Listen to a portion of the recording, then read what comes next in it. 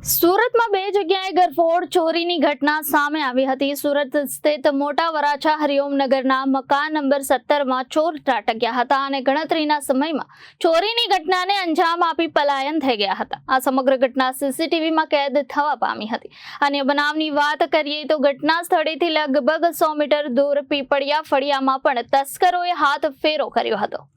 સુરતમાં બે જગ્યાએ ગરફોડ ચોરીની ઘટના સામે આવી છે। સુરત સ્થિત મોટા વરાછા હરિઓમનગરના મકાન નંબર 17માં રહેતા જગદીશભાઈ દવેને ત્યાં મળસ્કે 4:18 કલાકે ચોર ત્રાટક્યા હતા અને ગણતરીના સમયમાં ચોરીની ઘટનાને અંજામ આપી પલાયન થઈ ગયા હતા। આ સમગ્ર ઘટના સીસીટીવીમાં કેદ થવા પામી હતી। ઘરમાંથી તસ્કરો સોનાના ઘરેણાની ચોરી કરી નાસી ગયા હતા।